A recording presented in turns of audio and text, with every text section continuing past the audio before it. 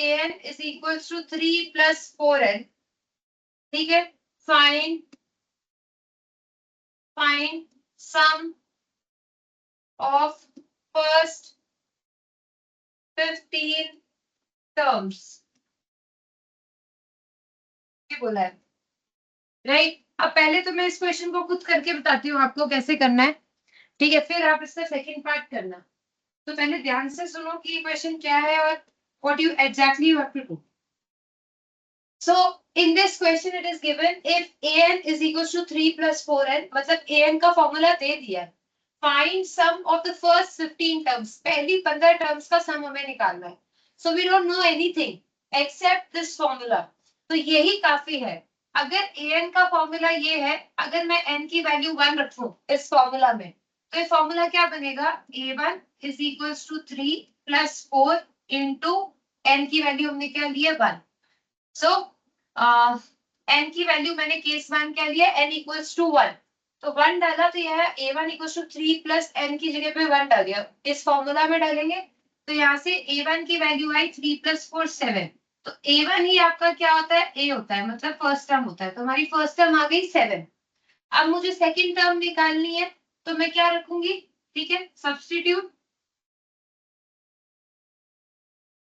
n equals to 2, n की value 2 रखते हैं, n की वैल्यू 2 रखेंगे तो ये बन जाएगा a2 is equal to 3, n की जगह पे क्या रखेंगे 2, तो ये आ जाएगा 3 plus 8 which is equal to 11, यानी कि हमें हमारी सेकेंड टर्म भी मिल गई। ये एक एपी है, राइट। अब चेक कर लेते हैं एपी है कि नहीं है, राइट। इसके लिए हम एक टर्म और निकाल के देख लेते हैं, क्योंकि ये भी क्वेश्चन अगर check whether this is in AP और नॉट, तो a3 और निकाल के देख लेते हैं। तो n की वैल्यू हम 3 रखेंगे, 3 रखेंगे तो a3 is equals to 3 plus 4 into 3, तो ये आएगा 3 प्लस 12 which is equals to 15, third term आ गई 15। तो यहाँ से हम AP लिख सकते हैं, हमारी AP क्या बनी हमारी, फर्स्ट टर्म है हमारा 7, सेकेंड टर्म है हमारा 11, थर्ड टर्म है हमारा 15 एंड सो ऑन।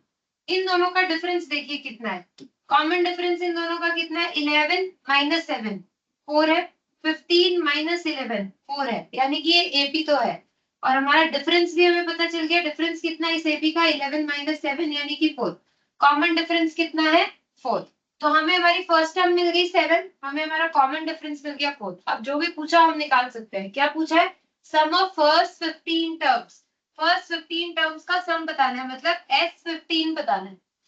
S15 का मतलब क्या होता है, n/2 into 2a plus n minus 1 into b, ये होता है। n की वैल्यू हम यहाँ पे क्या रखेंगे 15/2, 2a की वैल्यू भी हमारी आई है 7, फर्स्ट टर्म हमारा क्या आएगा 7, common difference is 4, so plus n की value 15 minus 1, common difference is 4, ये वैल्यू डाल दी, 15/2 this is 14 plus 14 into 4, right.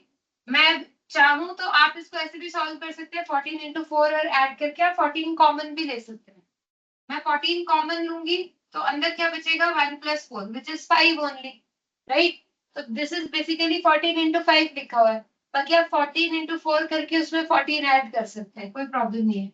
यहाँ से ही कट गया 7 आ गया, so our final answer is 15 into 7 into 5, तो ये आ जाएगा 15 5 75 into 7 and 7 5 35, 3 7 7 49 and 3 52. So 525 is the answer.